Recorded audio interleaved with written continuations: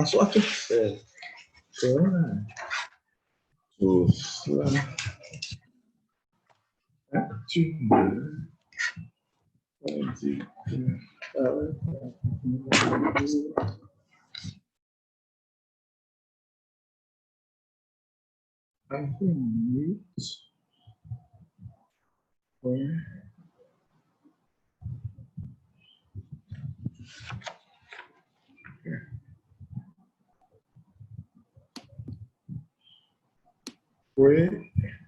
Okay, hello everybody. Welcome to the UIL, GNLC and Pascal webinar. Today's topic for the webinar will be the challenge of developing the role of technical vocational education training, business learning, and entrepreneurship in learning cities. This is part of a series of webinars that has been taking place between the Pascal International Observatory and the UNESCO Institute for Lifelong Learning. The series addresses city representatives, university networks, academia, practitioners, and other interested stakeholders. So today we'll be looking at the impact of the COVID-19 pandemic on cities' resilience and how that has been key in tackling the current crisis. So we'll be looking at examples from learning cities from our network as well as from cities of the Pascal International Observatory network, and we'll be hearing from colleagues from different institutions and partner institutions that we work with. Just a few logistics before I get started. We'll be talking today for about an hour and a half. We'll be having individual presentations followed by a Q&A session.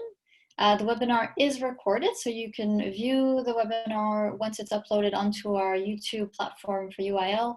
And you can also access a summary of the webinar along with the different PowerPoint presentations, which will be uploaded on our website. So the audience, for your information, is muted. We ask that you please use the Q&A little box at the bottom of your screen if you have any questions throughout the presentation. We won't be asking questions after each presentation, but rather at the end of all of the presentations so that we've heard from everybody. Please try to, if you use the chat, use it only to speak with each other. But if you do have a question, it will be lost in the chat because so many people do use that to greet each other. I would really strongly encourage you all to use the Q&A option. And I think with that, I will introduce just today's agenda. So we'll be hearing from Miki Nozawa, a program specialist at UNESCO Univoc at the office in Bonn, Germany. We'll then be hearing from Ms. Judith James, who is the coordinator of the Pascal Learning City Network, Reimagining Inclusive Economic Futures, also head of strategic regional collaboration at the Swansea University in the UK. So she'll be giving us our opening address. We'll then be hearing from Ms. Eliana Beck, Senior Specialist in Human Capital Development at the European Training Foundation. Then we'll be hearing from a Pascal Learning City Network, Mr. Adeyemi Fabien Farino, Senior Inspector in Literacy and Non-Formal Education in the city of Cotonou in Benin, Africa. And finally, we'll be hearing from a UNESCO Global Network of Learning City member city, Torino, Ms. Isabella Calvania, who's the Education Department head at the city of Torino.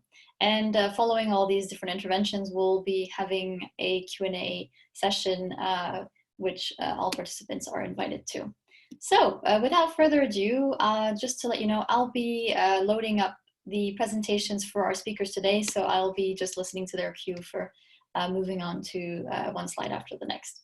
And I think with that, we can start with our welcoming remarks from our colleague in Bonn, Miki. I will just start sharing the screen in 1 second and the floor is yours.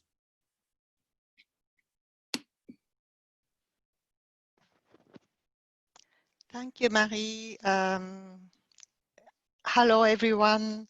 It's really a pleasure to be part of this webinar, and I'd really like to warmly thank organizers of the webinar, Pascal International Observatory, and my own colleagues at the UIL. I see my role as a speaker today as someone to kind of set the scene for the discussion afterwards, and I hope that I can serve for this purpose. Next, please. Yes, so just very quickly about us, because maybe not everyone knows us. So we are UNESCO's specialized center for TVET. We are based at the UN campus in Bonn. And our aim is to contribute to strengthening TVET capacities and cooperation in the member states. And we coordinate the global network, UNIVOC network. It's a network of institutions specialized in TVET, including TVET, key TVET providers, and also the governmental agencies, ministries are working on TVET. And we have more than 250 member institutions in more than 160 countries. Next, please. As I understand, not every participant today is directly working on TVET. I'd like to very quickly share how we define that TVET in UNESCO context. In fact, it is a definition given in UNESCO's international standard setting a document called a recommendation concerning TVET, and it is acknowledged by our member states. So we can consider as a kind of internationally well acknowledged definition, which is often referred to. TVET, Technical Vocational Education and Training, comprises education, training, and skills development relating to a wide range of occupational fields, production, services, and livelihoods. And it is important to note that it should be considered as part of lifelong learning, and it can take place at the secondary, post-secondary, and tertiary level, depending on the countries, and includes also work-based learning and continuing training and professional development, which may lead to qualifications. So what I like to say is that it's really, there is really a wide range of TVET provision, and it's also how the features also very much depend on the country context. Next, please. And so something very relevant to today's discussion. So why entrepreneurial skills are important in TVET. We all know that our society is really going through major changes, such as globalization, technological progress, etc. And the TVET sector, we cannot just do business as usual. We need to evolve, to be innovative, and we should be able to cater for a broad set of skills. So TVET is traditionally known for providing training for very specific occupations, but increasingly there's a need for a broader set of skills.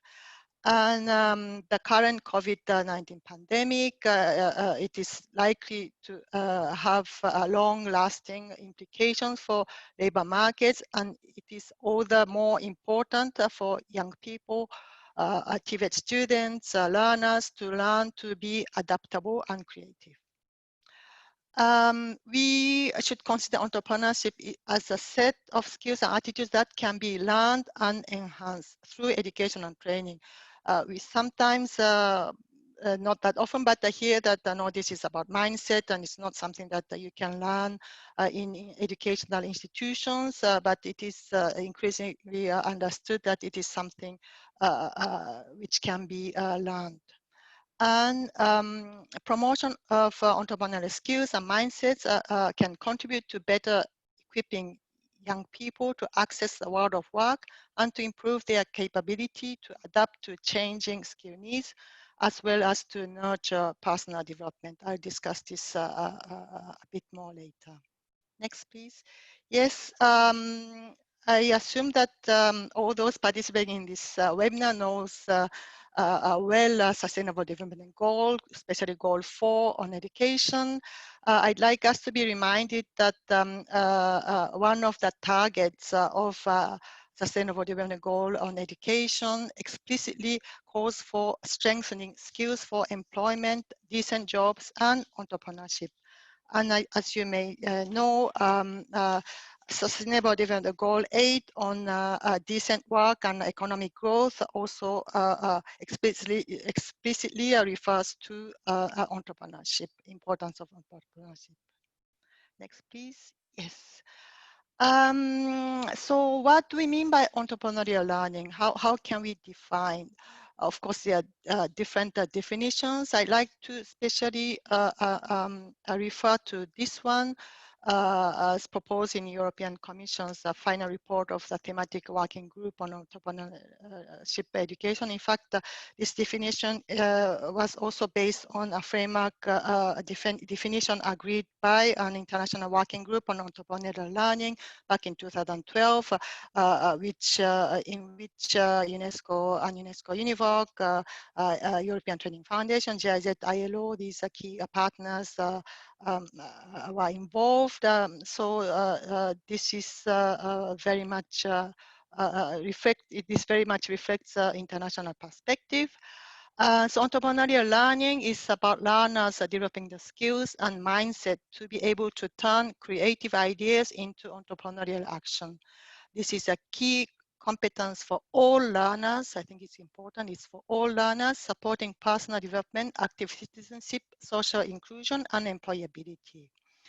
So it is relevant for all disciplines of learning and to all forms of education and training, formal, non-formal, and informal. Next, please. And also to provide further clarification, I'd like to refer to a kind of a broad and narrow definition of entrepreneurial learning. Sometimes entrepreneurial learning is understood as something which is about becoming an entrepreneur, meaning starting your own business, and for self-employment and business, so for self-employment business startup, and it is about learning about entrepreneurship. But as increasingly, we rather refer to a broader definition. That means that it does also comprise what I've just said as part of a narrow definition. It is about becoming entrepreneurship. It's not only about becoming an entrepreneur, but it is becoming entrepreneurial in mindsets. And it is not only for self-employment, but also for personal development, also to increase employability. So even for those who don't necessarily start up your own business, it is also very useful. And so it is it's also useful for personal development at large. And it is also about the learning through entrepreneurship. So entrepreneurship here is also a kind of a process, a method. So it's not only about entrepreneurship, but it is also used as a method for learning. Next, please. And so from the TVET institution perspective, what values, what benefits are created by entrepreneurial learning? These are just examples from the forthcoming publication of UNESCO UNIVOC called Practical Guide on Entrepreneurial Learning for TVET institutions. So it can contribute to fostering young talent, motivate learners, because it really helps to make TVET programs attractive, interesting, and it can also help prepare young people, learners, for an uncertain future. We all know that we are really facing challenges ranging from social, economic, technological, environment, etc. But the entrepreneurial learning can help prepare for these challenges. And from the TVET sector perspective, entrepreneurial learning, integrating, reinforcing entrepreneurial learning in TVET programs can also help improve the image TVET, because very often TVET sector does face this challenge of a certain image. And maybe traditionally the role model for TVET used to be like a respectable craft persons, professional technical expert, but we can also consider successful self-entrepreneur as a leading figures for TVET. And overall, it can also serve as an impetus to dynamics of society and economy, because entrepreneurial learning help to create new ideas, new opportunities, etc. Next, please. Yes. So we have been promoting this idea of entrepreneurial institutions, how TVET institutions themselves can be more entrepreneurial. This also means integrating entrepreneurial skills, mindset, entrepreneurial learning in all TVET institutions. It is about the whole institution approach. And I like to share some key messages based on our work. So it is entrepreneurial learning, integrating mainstream entrepreneurial learning in TVET. It's not only about the inclusion of entrepreneurial skills into curricula of programs, but it requires rethinking of TVET teaching. And of course, activate the teachers, trainers. They are the front line of learning. But they may not all of them are really prepared for this, and they may lack entrepreneurial skills and mindset themselves, and relevant experience. TVET institution managers, they play a very key role to support the TVET teachers to make the institutions entrepreneurial, but they may also not necessarily have experience. So it is really important, key to have capacity building opportunities and support to TVET teachers, trainers, and institution managers. And a partnership is really a key to develop entrepreneurial learning. A partnership at the policy, institutional, and classroom levels would really be a key. And I said that the TVET teachers, TVET institution may not necessarily be really prepared, ready for that. But as TVET is very closely linked to the labor market, and it does provide practical learning. So this real life focus of TVET can really be a good base for entrepreneurial learning. And the world of work can also be considered as a place for entrepreneurial learning. So learning should, of course, go beyond school, go beyond the TVET institutions. And TVET institutions themselves can also become incubators of innovation and entrepreneurship. Next, please. So this is my last slide. I hope I'm not, I'm respecting the time. So UNESCO has been working on this topic, and these are just examples. UIL is coordinating a global network of learning cities, as you know, of course. And one of the 6 thematic clusters is entrepreneurship cluster. 36 learning cities are participating, and it promotes an entrepreneurial learning as a whole city enterprise. And it focuses especially on innovation and creativity. And I'm also happy to note that one of the speakers today from Turin is one of the 2 coordinating cities for this entrepreneurship cluster. And UNESCO Univoc, we are also participating in this work as a technical partner. And we also have a European Training Foundation colleague who is also one of the technical partners for this cluster. And UNESCO Univoc International Center, we have been working on entrepreneurial learning for TVET institutions, for TVET providers. For the moment, we are very much focusing on formal TVET institutions, both at secondary and post-secondary level. We publish a discussion paper on entrepreneurial learning in TVET. You find the publication on our website.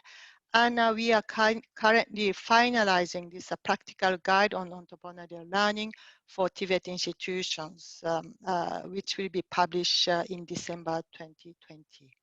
And we have also been collecting, sharing different practical innovative cases from our network members, but also beyond our network. And here you see cover pages of some of our very brief publications, one on Paraguay, self-sufficient school model, another on Basque Country, Spain, creation of school enterprises as part of a curriculum. This is implemented by our member institution, Technica, and there are others also available on our website, and also our discussion paper and the forthcoming practical guide contain a number of different country experiences. So thank you very much for listening to me, and I look forward to other presentations and also for discussion to follow. Thank you very much. Thank you, Miki. Thank you. I think we've received some questions already, and perhaps some people have been asking questions in the chat. I just see that there's a lot of debating or work happening in the chat. So I'm inviting you to ask questions directly in the Q&A if you have questions you'd like to ask Miki directly, or if there are questions more generally, please use the Q&A option, everybody. And just note that the audience is muted at the moment, so we're not able to give you the floor within the audience. However, we again invite you to write a specific questions and write your name if you'd like as well. Miki, thank you for your notes and for setting kind of the tone for the webinar, and also maybe pointing to the way entrepreneurship and entrepreneurial learning is more than a skill, but also just a mindset as a whole and a method for learning, which ties really well with what you said at the end about the whole city enterprise, which is something that cities really strive towards as they become entrepreneurial cities. And we'll hear more from Turin on that particular note as well later on today. But before we hear from our other speakers, I'd like to also open the floor now to our second opening speaker and opening address, Miss Judith James from the Pascal Learning City Network and Swansea University. Judith, the floor is yours.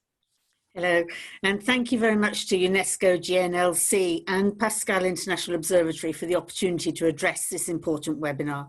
I also want to say thank you to Miki for really comprehensive, welcoming remarks, which really enabled us to understand the importance of entrepreneurial learning throughout the learning city. The views expressed in this address are my own.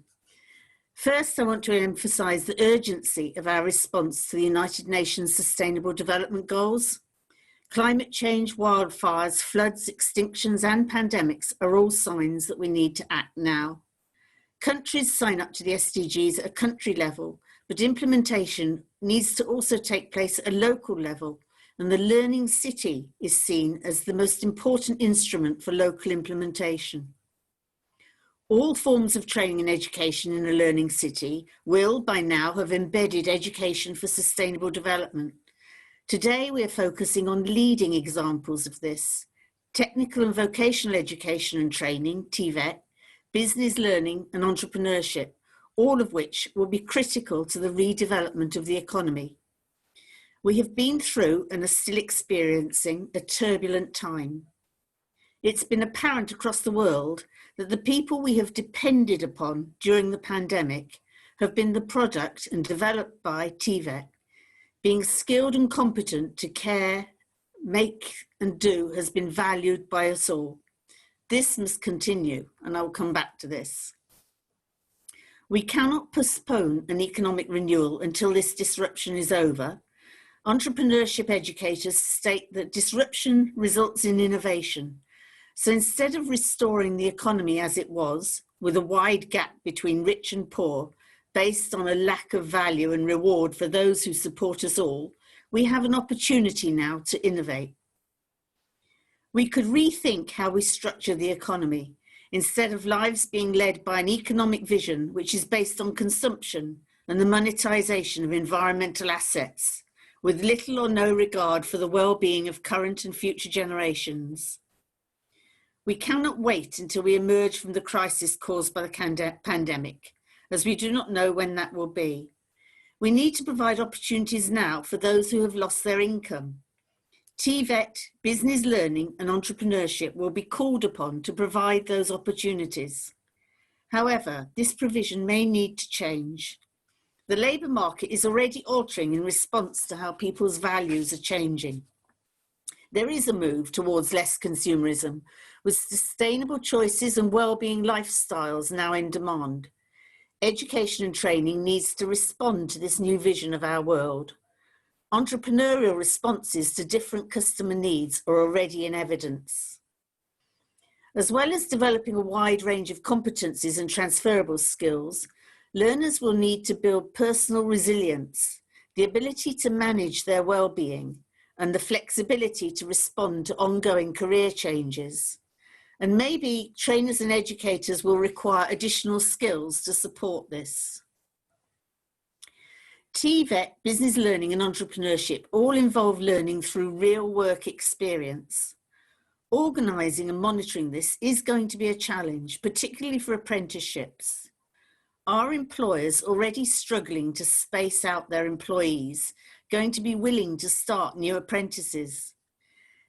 Difficulties have also been encountered already in managing the assessment for those who are completing their training and require professional certification. The pandemic has shown that we should review the reward of those who are supporting us all. If the reward for the employment in these sectors was more attractive, we would be able to build parity of esteem between vocational and academic pathways to employment. TVET, including apprenticeships, business learning and entrepreneurship, would be so sought after and then could be funded accordingly. UNESCO Learning Cities and Pascal International Observatory have been supporting entrepreneurial learning cities to share experiences and ideas. Their development of an entrepreneurship ecosystem of support, premises and finance will enable these cities to attract and retain new enterprises at a time when the local economy is in need of renewal. As a coordinator of the new Pascal Learning City Network, where we are focusing on reimagining inclusive economic futures, I want to invite you all to visit the Pascal website and contribute to this network. The purpose of the network is to focus on developing a secure economy whilst working towards achieving the Sustainable Development Goals. Help us to reimagine our future. Thank you. Thank you, Judith, for maybe grounding us all into the context of the problematic that we're working with. This goes really well with what Mickey also started us off with on more specifically a TVET-oriented presentation. So I think now to maybe move things a little bit away from the Learning Cities topic, we'll actually be hearing from Ms. Alina Beck, Senior Specialist at the European Training Foundation. Alina, I will load up your slides and the floor is yours. Thank you very much. Thank you. I'm really happy and honored to participate in this webinar, and I would like to say that it has been difficult to choose the focus because it's such a broad topic that we are discussing today, and also very important given the COVID challenges, and given the fact that we are all now, we have to learn to work in different modalities and communicate differently. So this also gives us an opportunity, as we heard from the previous speakers, And there is also a wealth of resources. So I would like to keep my intervention very practical so that you would be able to also maybe follow up by practical questions. I am not going to focus a lot on the key competence agenda because Miki already spoke about it.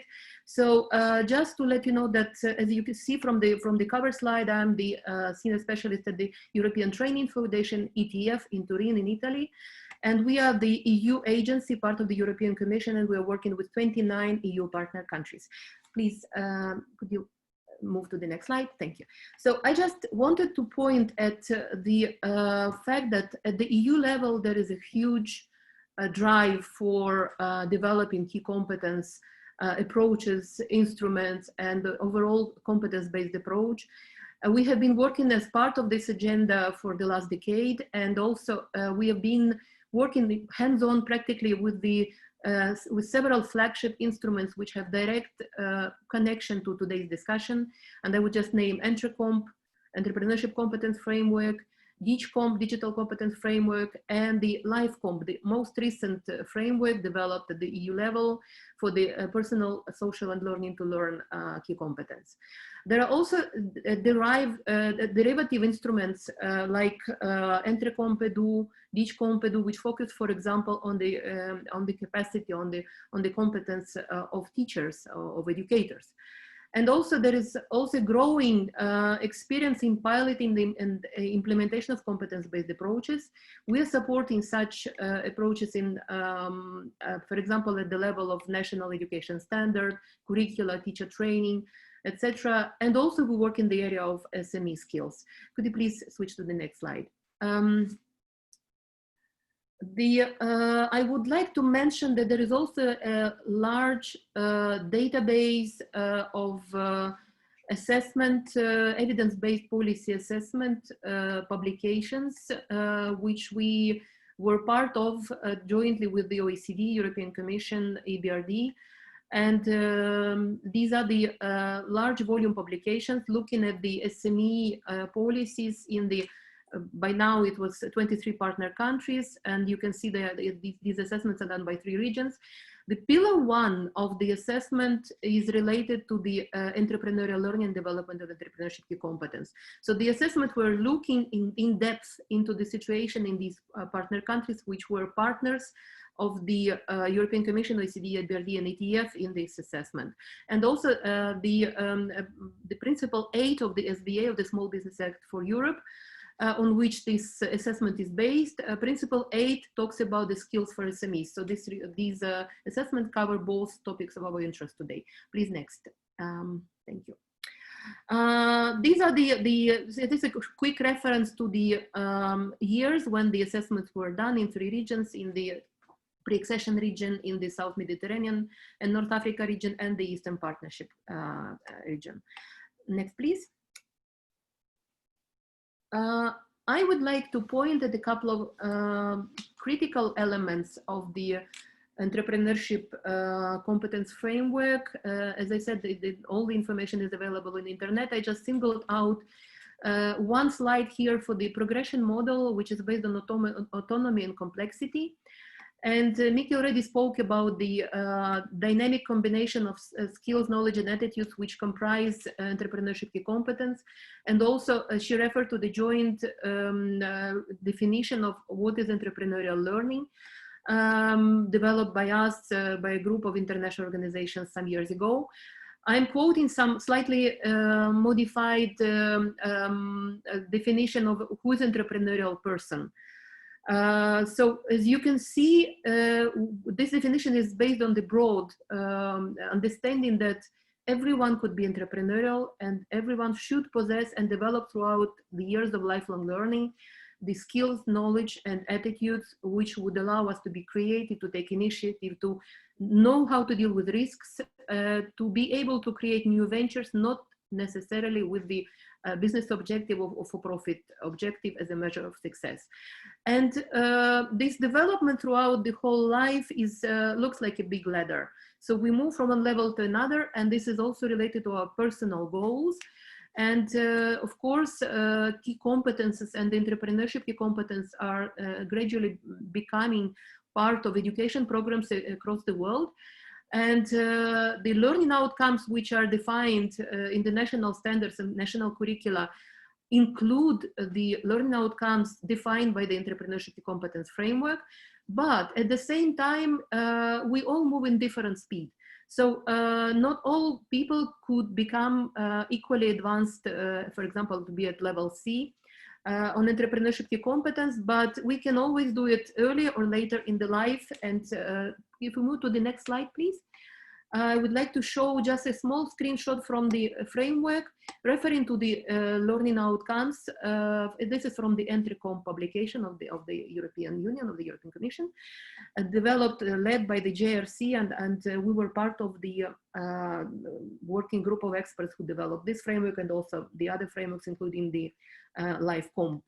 So I would say that when we talk about VET, more or less, we are talking about the learning outcomes at the level 3 and 4.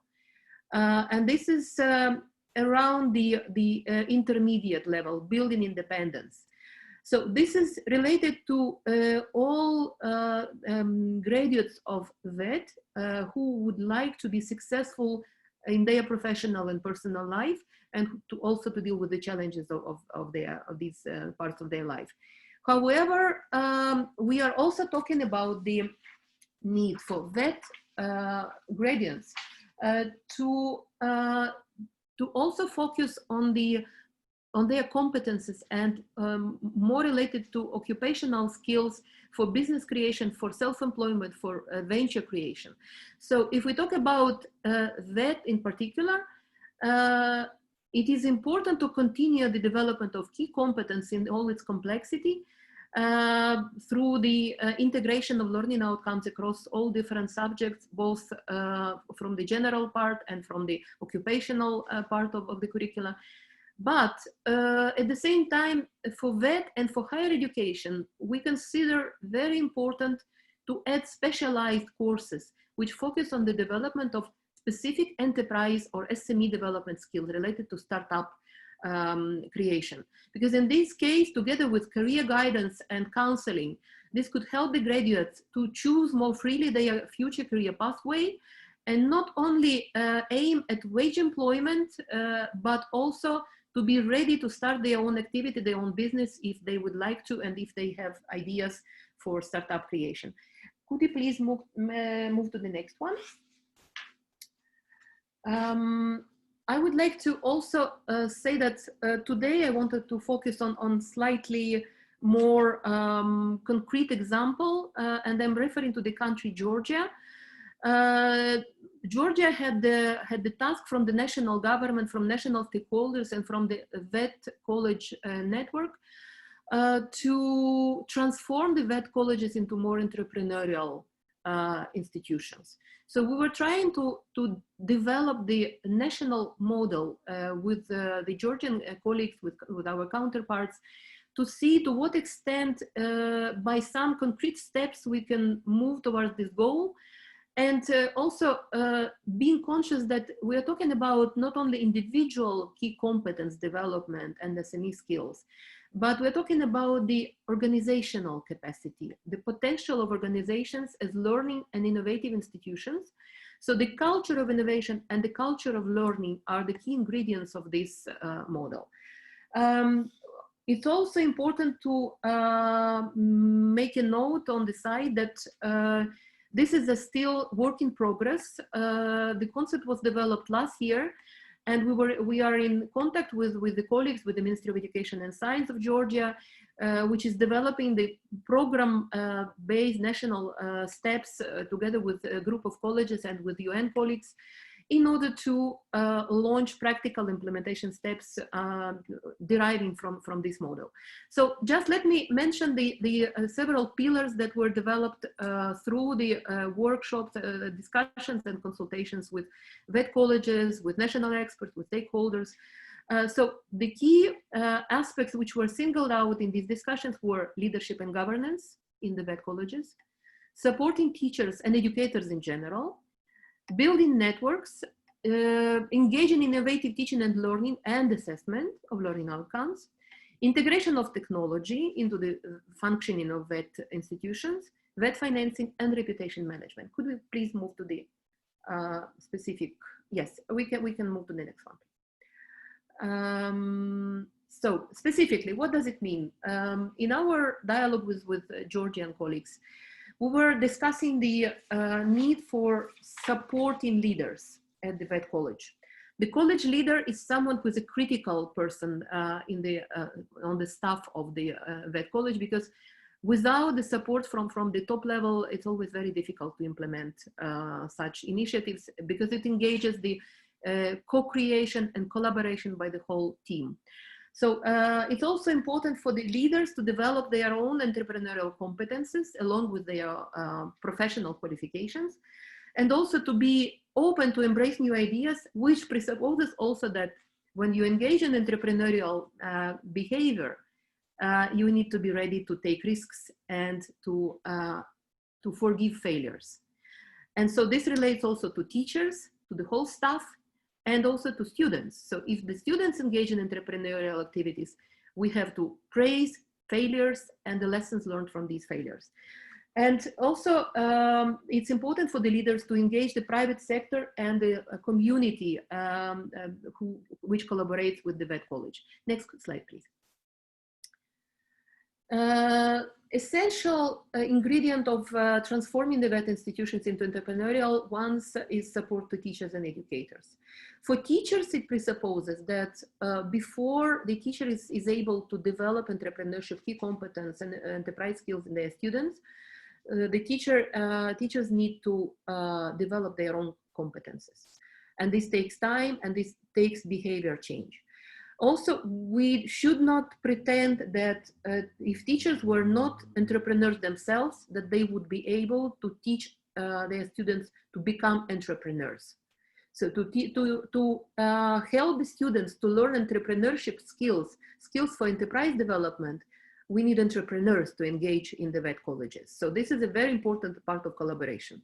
But teachers could be really great in facilitating entrepreneurial behavior and changing the modalities of their work in order to behave entrepreneurially themselves and use the techniques and professional methodology in order to support practices, project-based work, different instruments that could allow development of key competences, including the entrepreneurial and digital also in their students. And also the teachers should collaborate with private sector, and also they need to be able to engage in projects. Next one, please.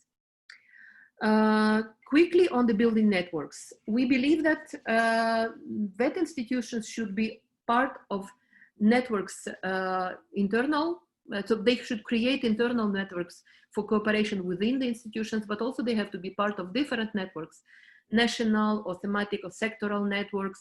They should be engaged in exchange of experience, of know-how, and in particular, collaborate and communicate and learn from other entrepreneurial VET colleges and entrepreneurial organizations. And also it's important to engage in joint activities within these networks. Again, trying and testing the different approaches to entrepreneurial behavior. Next, please. I would like to also mention that in the innovative teaching, learning, and assessment, it's important to look at the curricula. How do we teach? Do we use project work? Do we use action learning? Do we work with student mini companies? Do we have any activities which boost creative thinking and collaboration around the creation of value for the others? This is a very important concept, value creation for the others, which is the core element of all key competence frameworks and concepts. And also, it's very critical to recognize, to acknowledge learning and innovation. So learning must be made visible, and every positive experience which is gained through critical thinking, through creative behavior, through purposeful collaboration should be recognized and celebrated. Thank you. Let's go to the next one. I will just mention quickly that the integration of technology as we are now using it ourselves is also critically important, and I don't need to convince the participants of today's discussion that digital technologies not only need to support the teaching, the learning, the networking, but also they have to be part of the communication and engagement of families and students into the collaboration with VET institutions. Next one, please. 2 words about the financing of VET. There are ways to support the initiatives by VET institutions.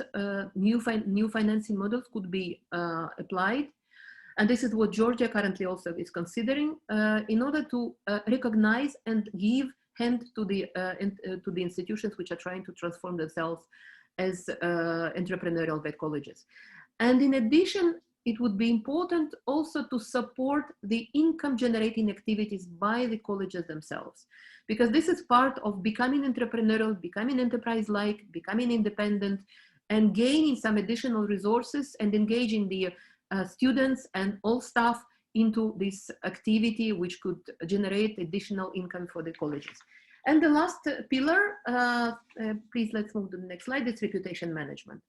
We believe that the local communities and parents and students who are looking at successful VET colleges and who are trying to choose the parents who are trying to choose the best careers for their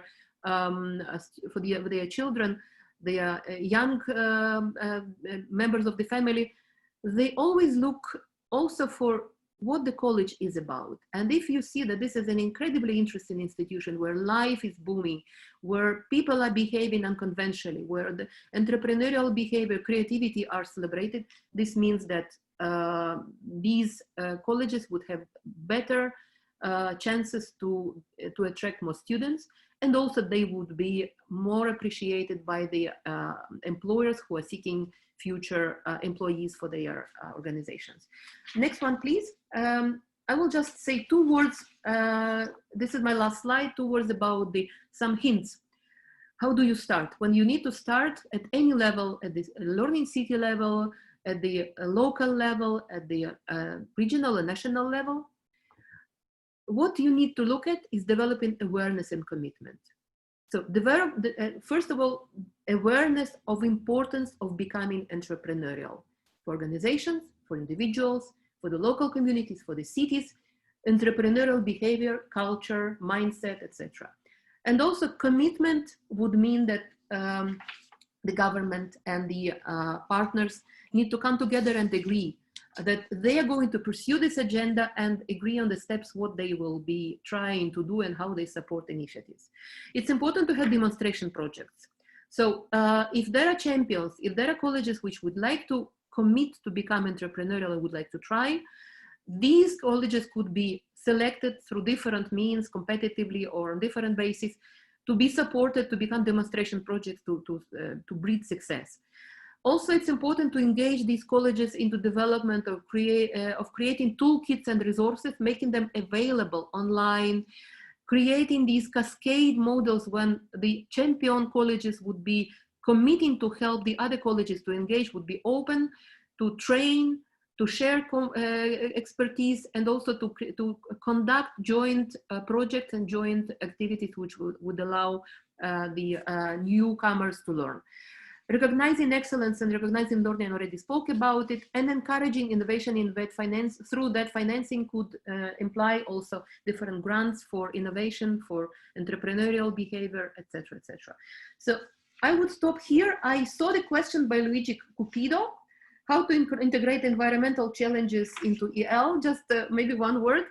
Luigi, I believe that it's very easy and logical, because social entrepreneurship projects, for example, could be used to be the pilot projects for entrepreneurial institutions together with other partners. Local communities are the best places to select the most important challenges and to deal with them, to engage in the VET colleges. And in addition, also environmental challenges should be part of the VET curricula And this is where we could also create the basis for addressing these challenges. I hope I was not speaking for too long. I started a bit later, so I hope I... Thank you.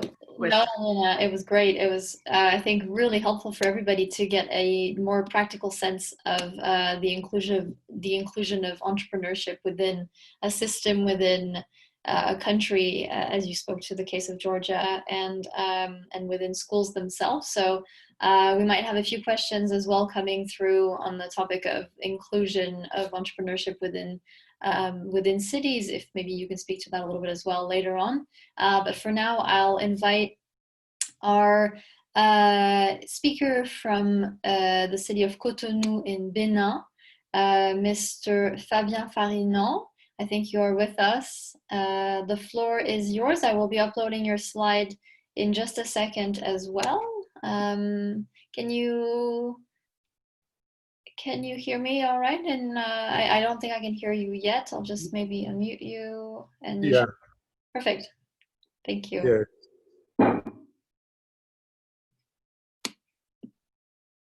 So the floor is yours. Thank you. Morning, everybody.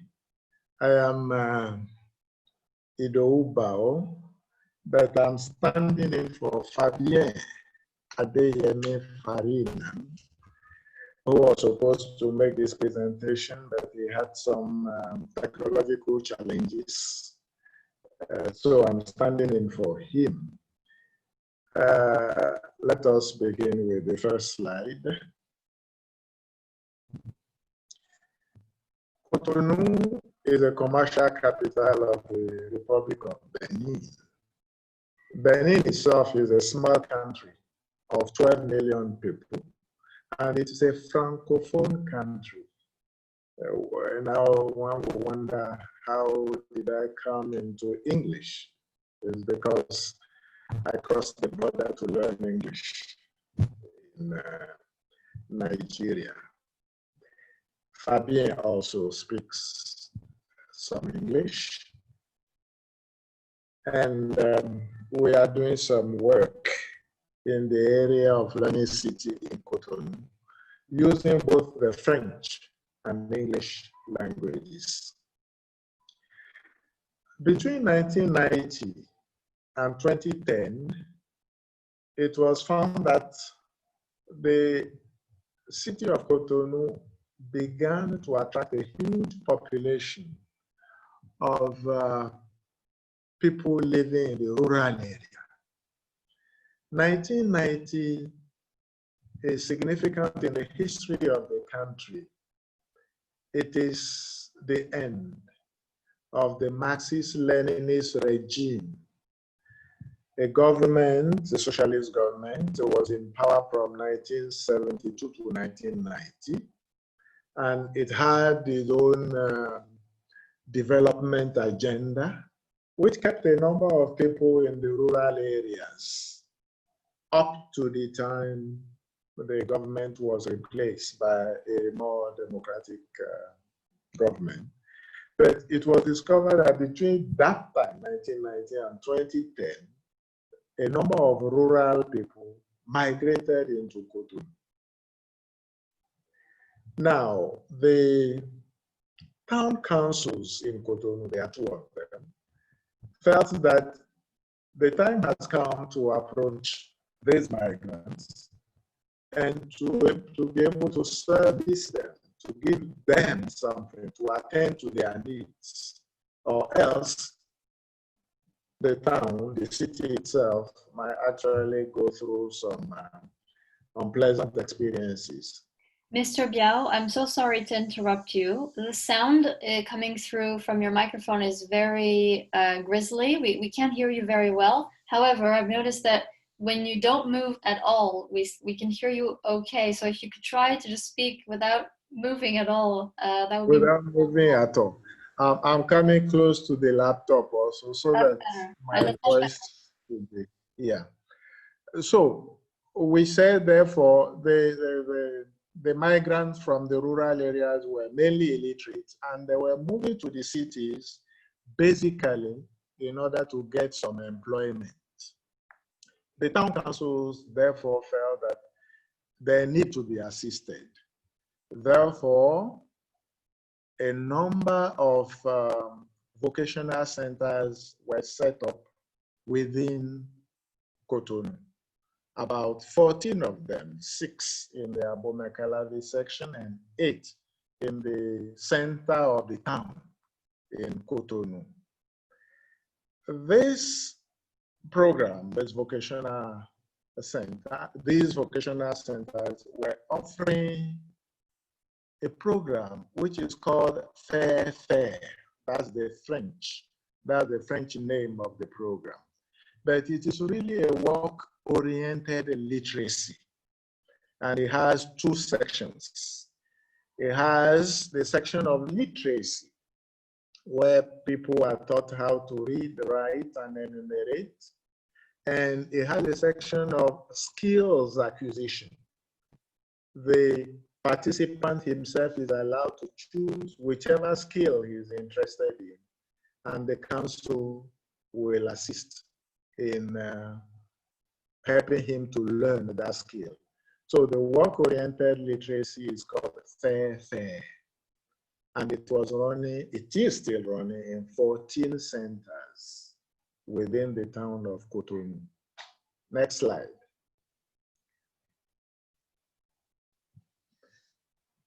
Basically, Cotonou is an emerging learning city, and is part of Pascal's learning networks. Before now, the city councils were doing their own thing, but it has just been realized that it is good to get hooked onto some international organizations so that the work which is being done in Cotonou could be showcased at the international level, as it were. The program that is being run by Cotonou within the Learning City network is called Fair, as it was said, and it's a work-oriented literacy, having 2 sections. A national language is learned, and a skill is learned also. Of course, beyond the national language, where a person, a participant, expresses the desire to learn the French language particularly, he is obliged, but that is not currently popular. A curriculum is being designed to include the French language. A few people have benefited from French language learning, but majority of the people in this program, Fair, are learning, first of all, a national language and a skill that they have chosen. Next slide.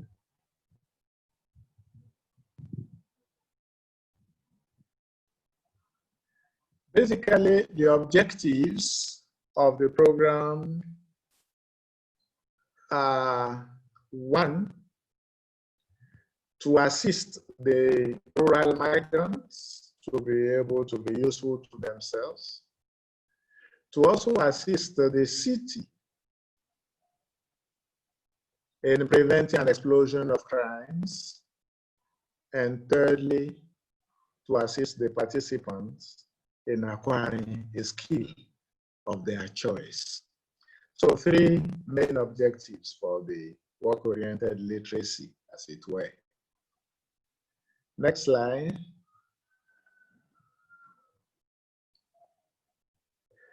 There are challenges.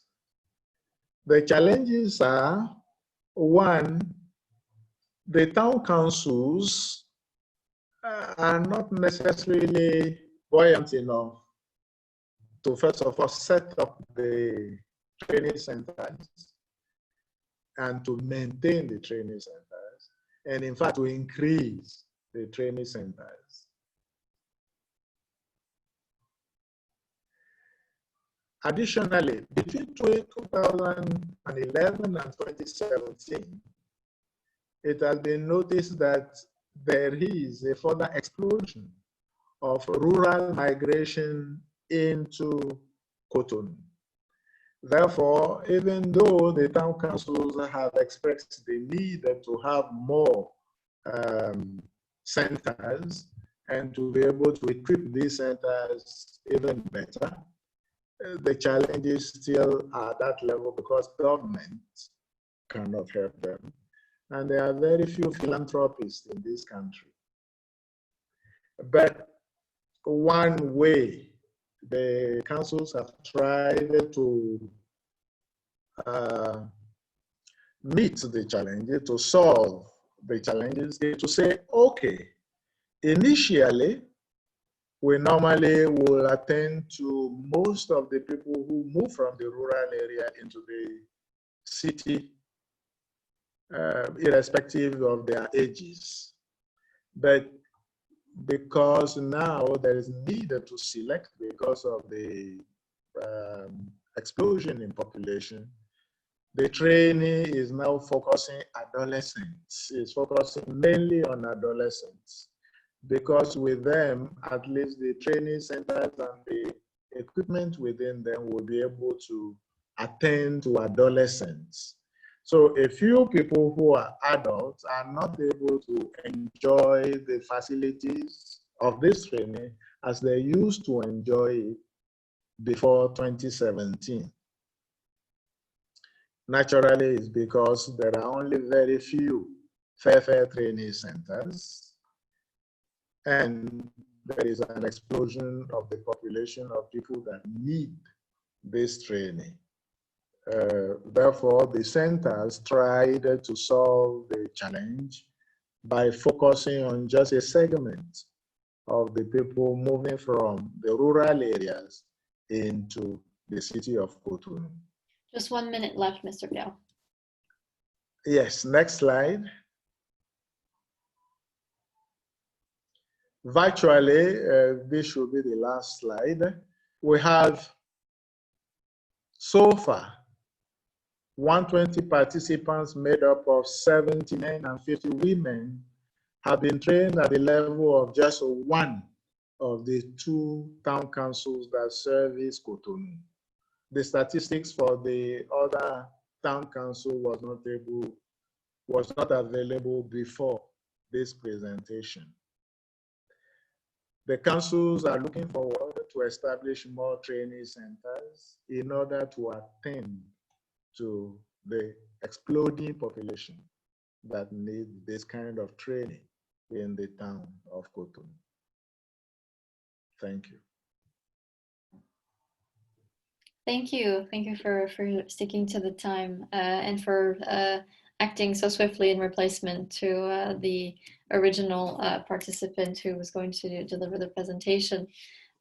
So we're missing one of our panelists for today. Unfortunately, we won't be hearing at the moment anyway from the city of Torino, which is unfortunate in the sense that the city of Torino is quite an active entrepreneurial city with a lot to report on that, with different initiatives. Interesting cross-sectoral initiative where they've been able to blend the idea of entrepreneurship in the workplace through different sectors in the city with their institutions, but also with their cultural heritage. And also combining aspects of digital transformation within their different initiatives. So it's unfortunate, but I'm sure you will all be able to hear from them in another webinar or in a different context, given that we also work with them in our cluster on entrepreneurship. So moving now, I think, that we've heard from all of our participants, I'd like to open the floor to question and answers. We've received quite a few questions in the Q&A section of this webinar. I invite all of the participants to continue asking questions. We'll be looking at them for the next 20-25 minutes. So we'll start maybe with a practical question, just because it will be helpful to maybe get back into general practical understanding. So Volan Oxiang asked if there are some practical workable TVET student learner job linkages practices that can be adopted to enable TVET students to acquire skills that they need for themselves and for employment. I think maybe this question could go for Aliena, if Aliena you're still with us and able to to speak to that particular question. So around linking TVET students and jobs, what kind of practices can we provide to students to acquire needed skills for self-employment? Actually, I tried to respond in writing to this question already. I hope that my answer was visible. I wrote several lines. But in fact, the practical approach to the development of entrepreneurship, key competence in particular, is related to the activities that allow the students to already start behaving entrepreneurially as they are learning. So it's also a skill on the side of the teacher as a facilitator, as a coach, as a facilitator of the learning process, to really engage into student-centered learning and to allow the students to define their learning goals related to creativity, to innovation, to entrepreneurial behavior, to team collaboration. So the promotion of teamwork, collaboration, in the best case scenario, it would be to promote to address the creation of value for the others. Social entrepreneurship project, different projects within the schools. So it's project-based curricula and project-based activities. It's also student mini companies that really work in this case very well, because they give this practical sense of how to set up and run an enterprise. And also different tasks where students are in the lead. This is the most important point, because if the teacher remains the main decision maker and kind of manages the team of students, then of course this does not bring the desired effect. And also I wrote in one of the written comments one important thing, that we need to work at the level of learning outcomes. Since we are all professionals in education and we are dealing with curricula, with national standards, with standards at the school level, we need to change several aspects of the learning process, including the integration of learning outcomes, desired learning outcomes, which could be selected from the frameworks, but the frameworks should not be taken as a whole. It's up to the teachers, up to the experts to decide which learning outcomes fit which purpose. And this has to be supplied by necessary activities and by the training of teachers to enable them to deliver this curricula and to implement these activities. I hope this gives you some kind of answer. Thank you. If anybody would like to add on to that, feel free, but I will ask the follow-up question from the same person, which I think can speak maybe, or that we can have speakers speak a bit more to. So how can perceptions of TVET and as maybe seen as a lesser training institutions among learners be somewhat deconstructed? I think this was touched upon a little bit by you, Elena, at the beginning. Also by Mickey, and I think by Judith as well. So if there's more practical approaches to how that can be done, feel free to jump in. Maybe Judith, if you're here, great. I think that we're already seeing a change in attitudes, partly as a result of the pandemic. Certainly in the UK, applications for vocational programs have greatly increased. So that may be that because we had this weekly clapping for the healthcare workers and then for all the key workers, it may have changed people's attitudes to these sectors of employment. And also they've looked at them as a potential route to re-employment if they've lost their current employment. So, for example, I think there have been quite a lot of jobs lost in the tourism sector, and people who have those great customer skills have been applying and been taken on into the care sector. So there's been a shift from one sector to another. It'd be very interesting to monitor whether this approach continues, because we've ceased having the weekly recognition for these sectors across the country. One of the challenges is, of course, the level of pay. And I think that it's time that these sectors were better rewarded. And if they were, that would make that kind of training much more attractive, and it would raise the level, the perception of those institutions as well. Liana, please. Yes, I could add just quickly. You know, visibility is we all know it's a long discussed issue, how to improve the visibility of that. And visibility is related to several factors. Just not to repeat what Judith already said and what we know, I would focus on the content and what's the message. So in order to have different perception, we need to change the content. So if the institution is undergoing transformation, is becoming different, then this gives a good reason for better perception. But there is a bridge between becoming different and being seen different, and this requires visibility. So visibility could be achieved through different means, but I mentioned this and I would like to underline celebrating and sharing success. That colleges have to be contagious in terms of how interesting, how innovative, how learning institutions they are, so that they would be naturally attractive for people who would like to learn and who would like to become innovative and have better perspective for life. So if the VET colleges develop key competence, entrepreneurship and digital and life of their students, that gives the students and parents an assurance that their children, they put to the parents, of course, their children would be more successful because they will not be only narrow specialists, but also they will be successful as personalities. And the third thing is the message. So what's your message?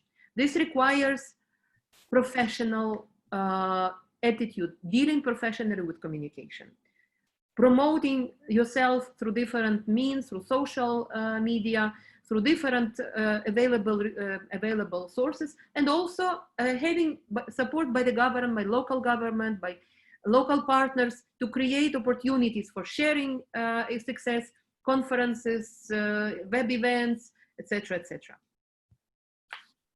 Thank you, Elena.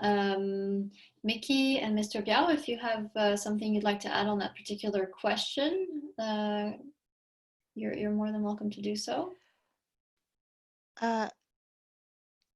Yes, thank you, Marie. Yeah, I think this is a kind of a very hot issue that those working in TVET, we often confront this challenge, and I think we can go on really for a long time. I just like to quickly add, because the two speakers have already covered many issues. As I said, yes, entrepreneurial learning can be a kind of like opportunity for TVET really to become more attractive, and also linkages to advanced technology. Recently, we have done a study we will be publishing very soon on gender issues in STEM related TVET,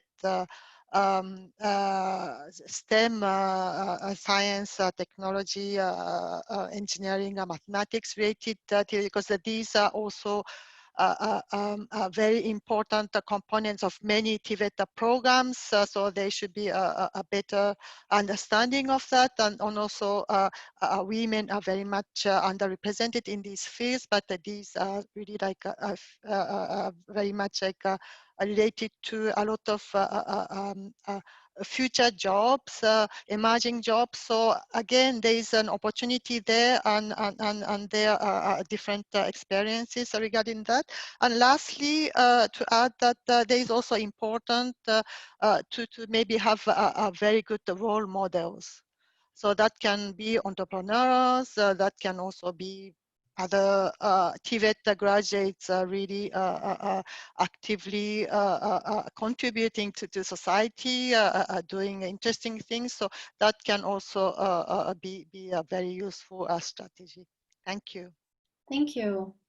Mr. Biao, would you like to contribute to?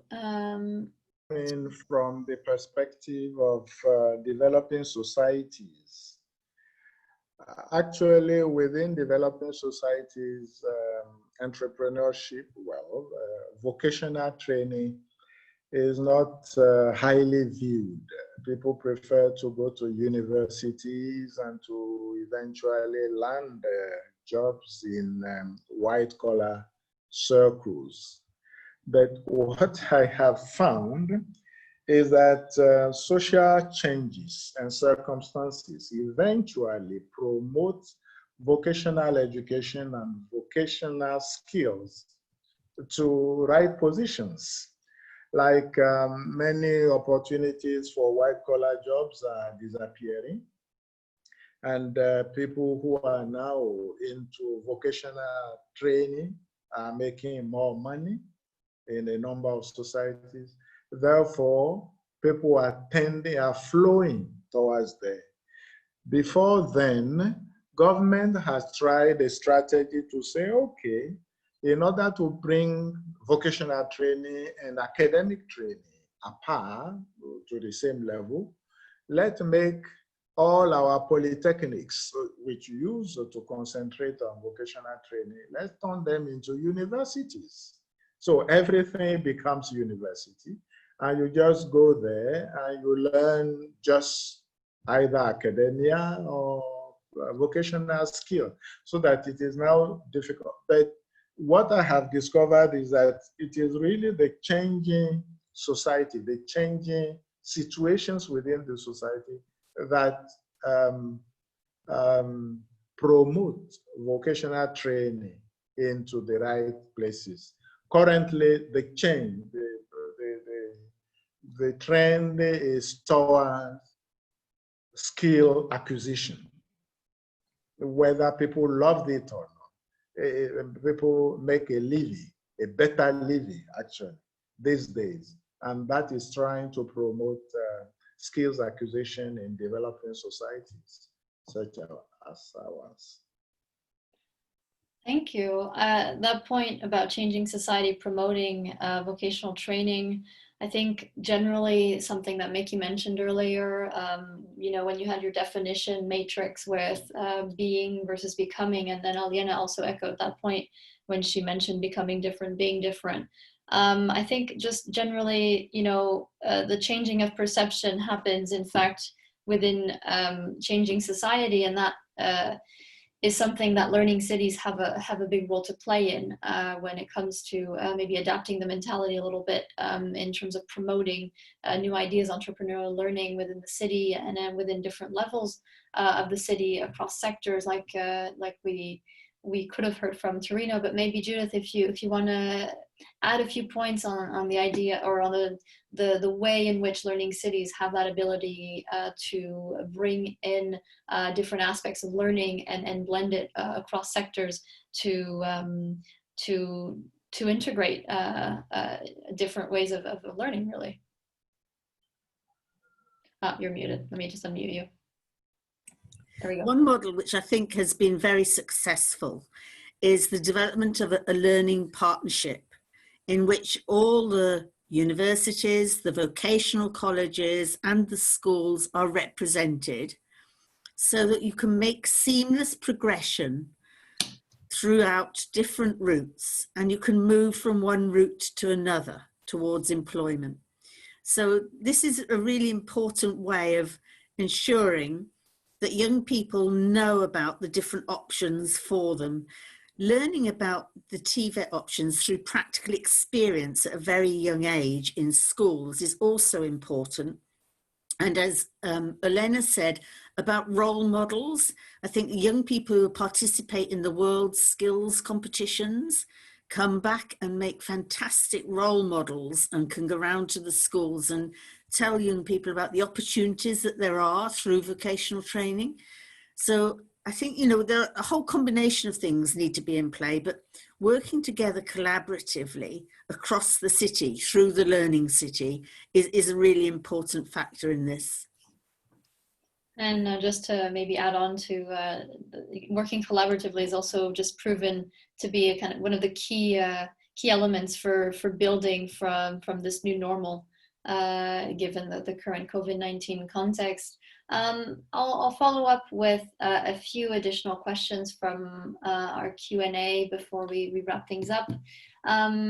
So we have a general question about what UNESCO is doing to promote entrepreneurial skills development in the current context with COVID-19, which has resulted in school closures. We'll be typing an answer to that question just to give links to specific resources.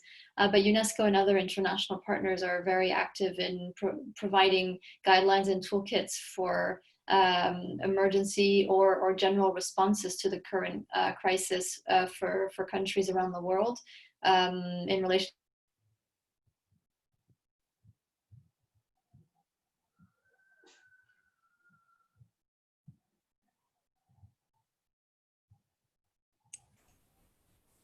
Frozen.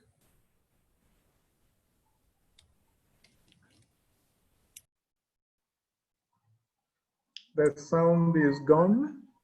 Yeah, perhaps Konstantinos, could you speak? Konstantinos? Yes, thank you very much. Thank you. I think Marie has must having a problem with the connection. Unfortunately, you cannot see me because my camera is not enabled. But yes, I would suggest that we go through any further questions that we may have. Let me see. 1 minute, please. And then any further questions? Yes, I think there is a question for our representative from the city of Cotonou, Mr. Ijovu.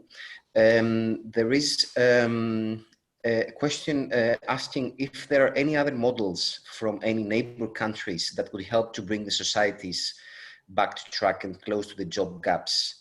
Are you aware? You mentioned rightly the example, the model of Fairfair, and our participant is asking if there are any other models from other countries that could help and improve the situation in relation to TVET and jobs in your region.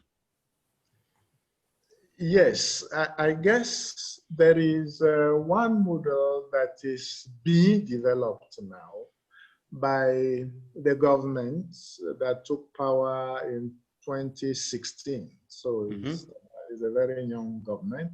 It's laying emphasis particularly on entrepreneurship, on skills, to the extent that it has gone out to encourage rich people in the society, private individuals, to set up schools.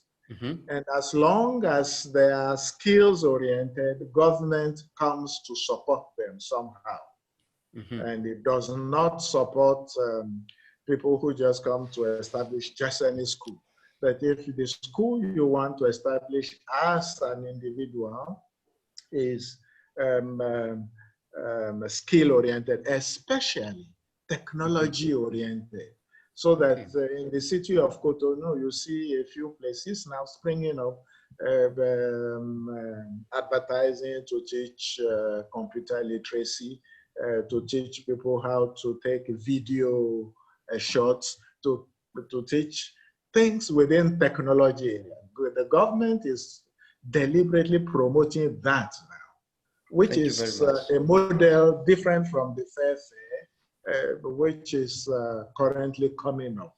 And the Cotonou Learning City program is also looking into borrowing some ideas from there as time goes on.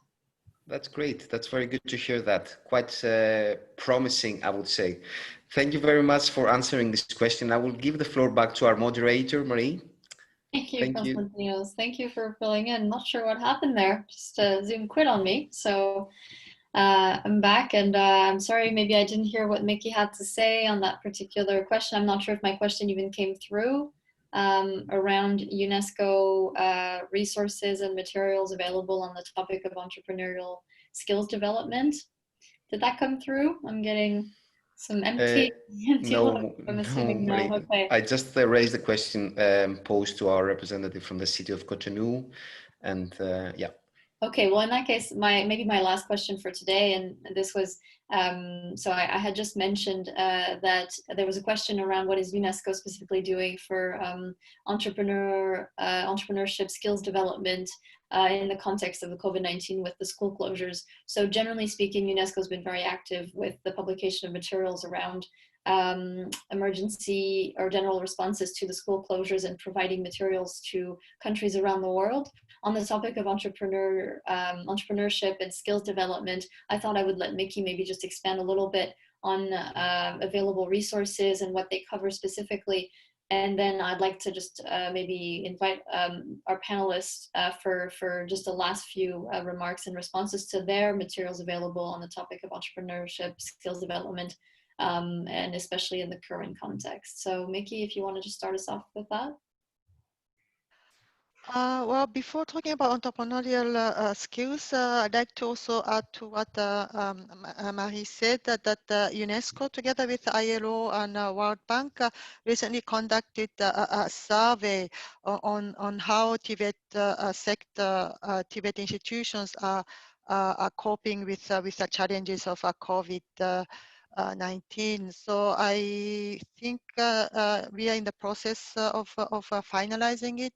At UNESCO, it is more led by our UNESCO headquarters in Paris, but we were also supporting it. And I understand that the results will be published. So that is not focusing on entrepreneurial learning, but that can be used for all those who are facing challenges, because it will also include some strategies, approaches taken by some of the countries. So that is one. And yes, for entrepreneurial learning, so as I said, we published this discussion paper. We also organized, it's already more than a year ago, a virtual conference on this topic. So the report of the conference is also available on our website, and we are finalizing this practical guide for TVET institutions on how to integrate, how to mainstream entrepreneurial learning. So it is a practical tool, applying this step-by-step approach, and with a lot of activities, worksheets. I think UIL colleagues can help us also once the tool is published, make it so that we can have the information disseminated. So it will be printed material, PDF file available for free on our website. But we are also currently, we have started to prepare the web interactive version of this guide, which we are hoping also to make accessible sometime next year. So, yeah. Thank you. Maybe Elena, Judith, and Mr. Biao, just a few last seconds to wrap things up. Yes, actually, I wanted to additionally mention that we have some resources, and this is related to the questions which I answered to specific colleagues who asked them. We are currently finalizing the inception year of the new big initiative that ETF, I'm a coordinator of this initiative. It's called Creating New Learning. Very soon we will have information about this initiative on the open space. ETF has a platform, open space, where we bring in together different communities of educators and stakeholders. So we would like to invite you to register and to be part of the community and to contribute with your resources, but also you can find interesting information there. In particular, there was a question about assessments. So there was the whole series of webinars and different activities on the assessments at the times of COVID. There is also an initiative that we have, a big initiative, ETF Network for Excellence, which is to support VET colleges, centers of excellence and hubs. And maybe also to encourage you to write questions. I'll just paste my email in the comments line. So if you have any specific questions on what I mentioned during this, you're welcome to ask, and we will try to submit to you more resources. Thank you very much to organizers. It was a pleasure to be part of this webinar. Judith? Thank you. Well, the new Pascal Learning City Network, Reimagining Inclusive Economic Futures, has 4 themes, one of which is entrepreneurial learning cities. So that's an opportunity for you to discuss with other learning cities, as you can through the UNESCO network as well. In Wales, we have something called Big Ideas Wales. And if you Google that, you will find that there are things that you can download, such as a free startup guide. But of course, many of these, and they've got features of young entrepreneurs, and it's very much aimed at young people in Wales. But there are things in there that may be of interest to other learning cities and learning countries. Thank you. Thank you very much for allowing me to be part of this webinar. Thank you, Judith. And Mr. Biao, if you'd like to provide a last remark. Yes, in the work of Cotonou as a learning city, I myself seems to be learning how dynamic national languages could be in the promotion of vocational training. I did not have that idea before now because I've been in the academics, and I thought that one could operate successfully just by using English or French language. But with the program in Cotonou, which is fair, national languages, meaning the languages of the people themselves, are used to promote what we call modern skills.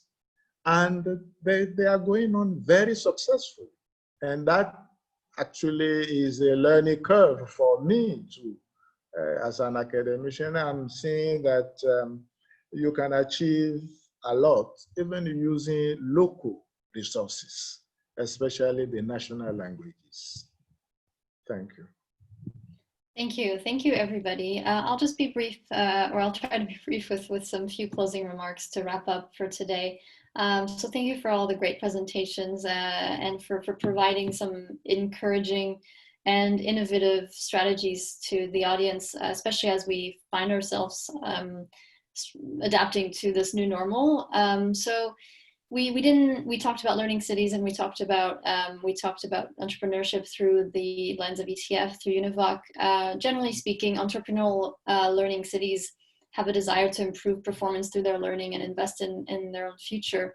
And faced with these major changes taking place, we've, and noting how the role that TVET is playing, the TVET sector needs to evolve, and being innovative will be part of how these entrepreneurial learning cities maybe change their way of thinking, or adapt anyway.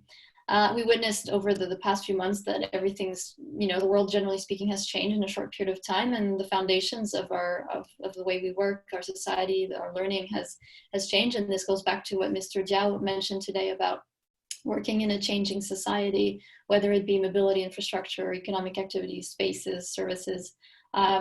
Some questions about digital technology today, education for health. These are just a few of the challenges that the cities are facing.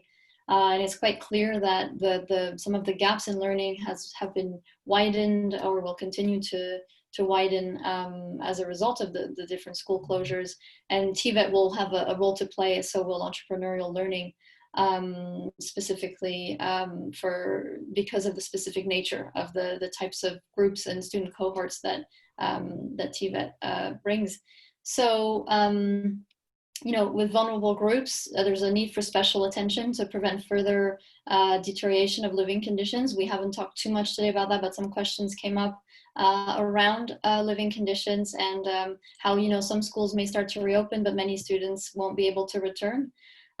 So we know from that particular situation that we live in, fostering knowledge-driven economies does not automatically lead to better social cohesion. In the context of entrepreneurial learning, this is something that can be kept in mind for learning cities as they move forward, especially as we know that citywide inequalities can continue to grow despite economic growth of that particular city. So in this approving and accelerating phase of TVET training and the economic activities returning, there's definitely we've seen a strong increase in demand for training to cater to the groups that will be attending new TVET training, or looking to reinvent their entrepreneurial learning. Yeah, so I'm just trying to think about everything that was said today, but essentially we discussed entrepreneurial learning that will be key for developing the new solutions to the challenges posed, and the learning cities and the network, Pascal Learning Network will definitely continue to play a strong role by empowering local actors, and will be key in reimagining more sustainable and equal cities.